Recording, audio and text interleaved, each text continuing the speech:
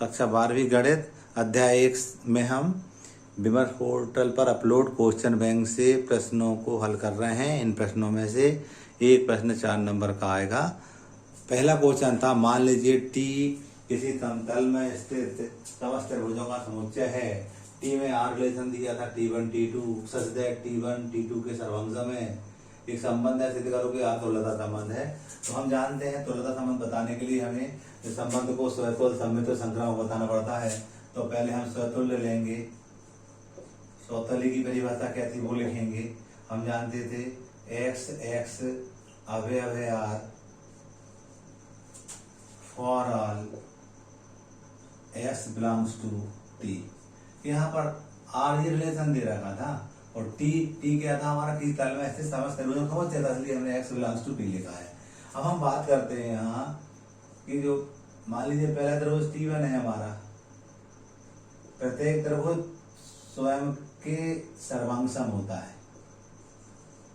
तो हम लिख सकते T1, T2, इसका मतलब क्या हुआ, T1 T2 के सर्वांगसम है। प्रत्येक T1 के सर्वांगसम है, प्रत्येक जो त्रिभुज होता है स्वयं के सर्वांगसम होता है।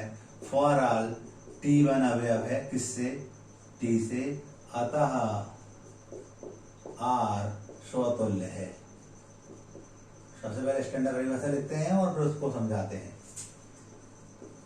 दूसरा सममित। सममित में क्या था, X Y belongs to R, this implies Y X belongs to R for all x Y अवयव है टी के। ये स्टैंडर्ड परिभाषा लिखी। अब हम जमाते हैं इसको कैसे, पहला T1 त्रिभुज लिया, दूसरा T2 लिया, दोनों एक दूसरे के सर्वांगसम है। तो T1 T2 सर्वांगसम है, इसको पलटेंगे तो T2 T1 के सर्वांगसम। डेफिनेटली जब पहला त्रिभुज दूसरे के सर्वांगसम होगा तो दूसरा पहले के सर्वांगसम भी होगा। फॉर ऑल T1 T2 अवयव है टी, अतः R सममित है। अब संक्रामक की बात करते हैं।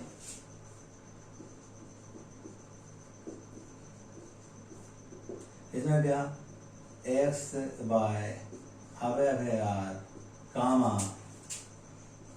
वाई जेड अवयव है R, this implies x Z अवयव होगा आर का, for all x Y Z अवयव है टी। हम ले रहे हैं पहला एक त्रिभुज दूसरे के सर्वांगसम है, दूसरा तीसरे के सर्वांगसम है। तो डेफिनेटली पहला तीसरे के सर्वांगसम होगा। For all T1, T2, T3 अवयव है टी, अतः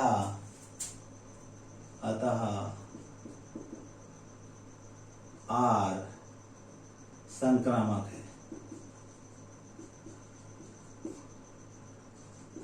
हमने देखो स्वतः सममित संक्रामक बता दिया, तो दिया संबंध अर्थात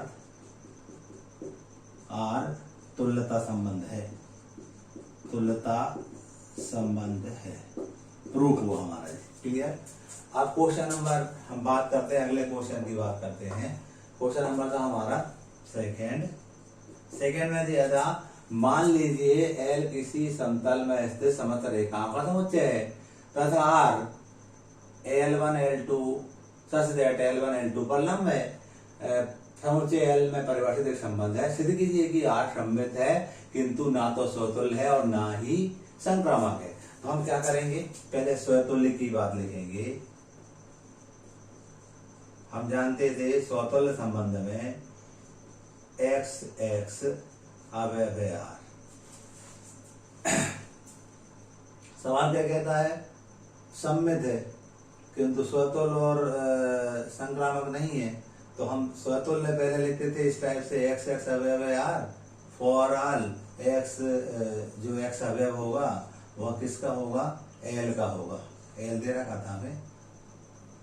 अब इसका मतलब हम ले रहे हैं यहाँ पर इस एल समुच्चय में L1 L2 L3 बहुत सारी हमें रेखाएं दे रखी है। तो L1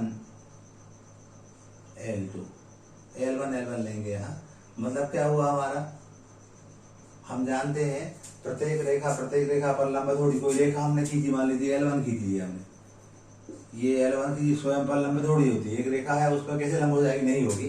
तो हम लिखेंगे L1 अवयव नहीं है R, फॉर ऑल L1 अवयव है L का, यानी प्रत्येक रेखा स्वयं के लंबवत नहीं होती है, अतः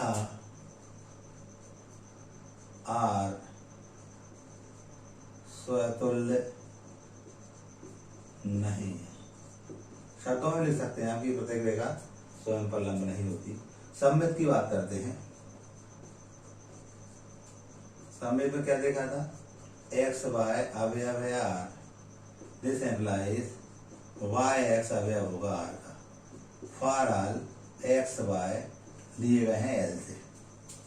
अब हम यहाँ देख रहे हैं L1 एक रेखा है, वो L2 पर लंब है, ठीक है, तो डेफिनेटली L2 जो है वो L1 पे लंब कहला सकती है।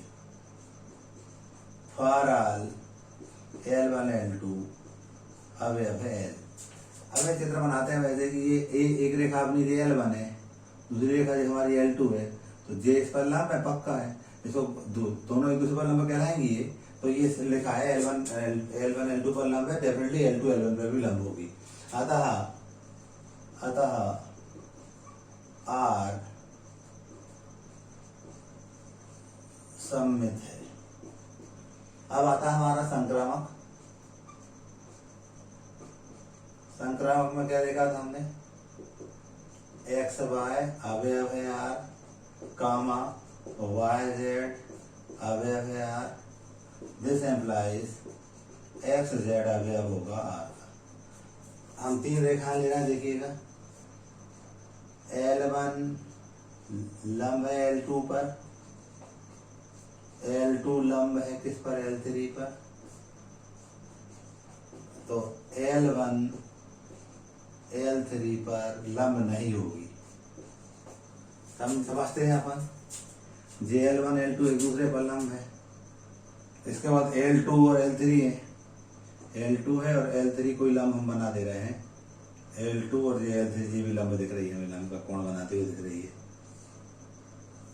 तो L1 L3 तो अपने को समानता दिख रही है, तो वो लिखा ना L1 L3 समान, L1 L3 पर लंब नहीं होगी, उन्हें अवयव नहीं R लिखा है, for all L1 L2 L3 अवयव है L के, हम कहेंगे अतः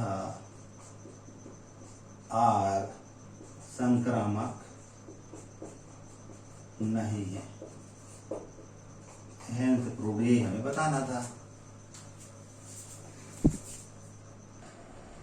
क्वेश्चन नंबर 3, सिद्ध कीजिए कि पूर्णांकों के समुच्चय Z में R बराबर A माइनस B संख्या 2 A ऋण B को विभाजित करती है।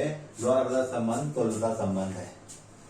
तुल्यता संबंध है मतलब हमें स्वतुल्य, सममित और संक्रामक बताना पड़ेगा। इसके लिए सबसे पहले हमें वो Z दे रखा है, वो Z को लिखेंगे हम। Z बराबर हम जानते पूर्णांकों का समुच्चय 0 1 2 3, इसी पे अन्य संख्या -1 -2 और अन्य संख्या मिल जाएंगी। ये Z है और R दे रखा था हमें, R देखेंगे आप, ऐसा ऑर्डर कर लेना है हमें कि घटाने पर 2 से विभाजित हो जाए वो।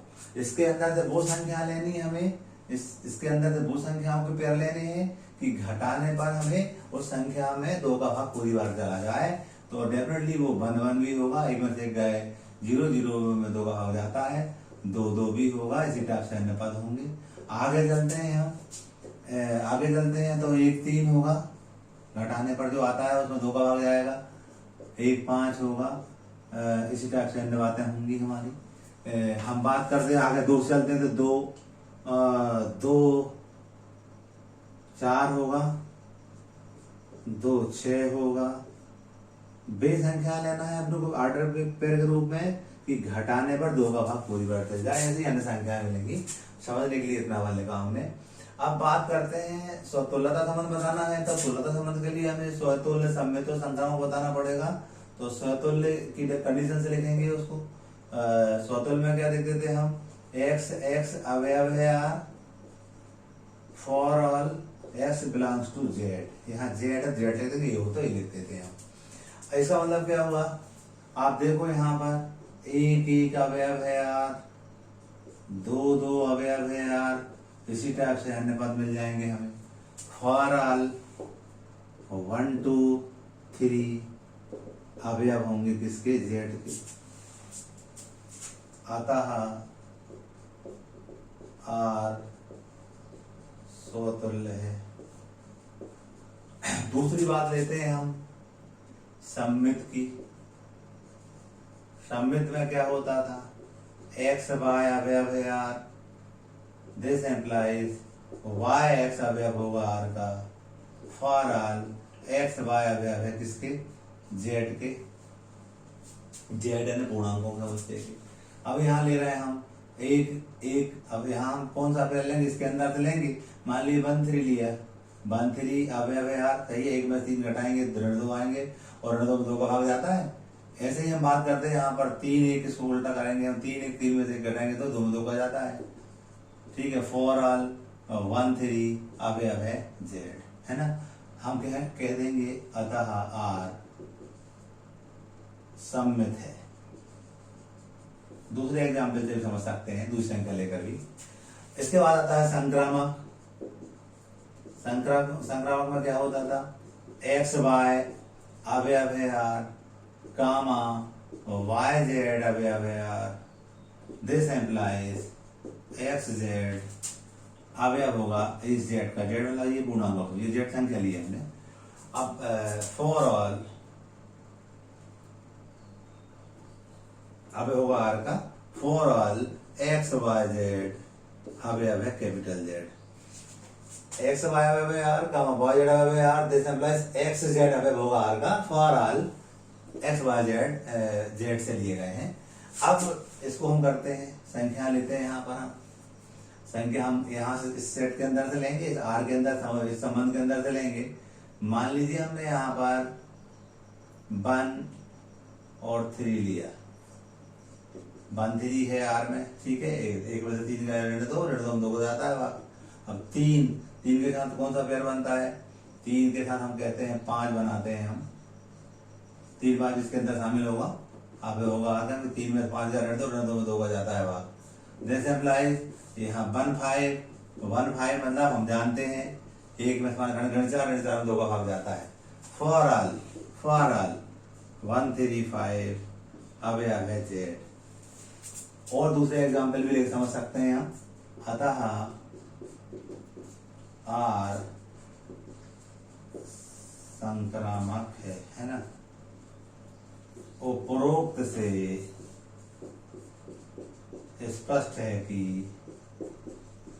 आर तुल्यता संबंध है, तुल्यता संबंध है।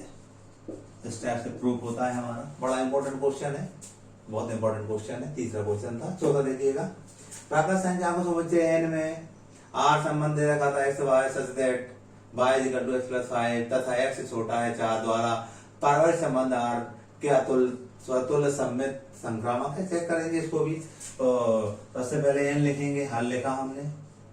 हल में एन दे रखा था, उसमें जेड दे रखा था।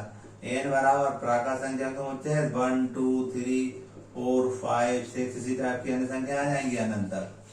आर क्या दिया था, आर में हमें वो ऑर्डर पेयर लेने हैं। कौन से वाले, जो इस रिलेशन को सेटिस्फाई करते हो, y बराबर x प्लस 5 को सेटिस्फाई करते हो। हम कहते हैं s की जो वैल्यू होती है वो 4 से छोटी रखना है, यानी 3 तक रखना है। जैसे हम x का मान 1 रखते हैं, s का मान 1 रखते हैं हम, तो हम बात कहते हैं y का मान हमारा 6 मिल जाता है। s का मान 2 रखते हैं, s का मान 2 रख रहे हैं हम। 2 रखने पर हमें y का मान 7 मिल जाता है।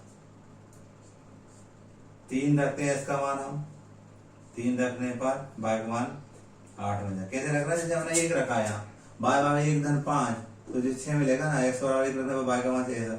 अब 2 रखे तो 2 धन 5 तो 7 मिलेगा। इसका 2 रखने पर y का मान 7 मिलता है।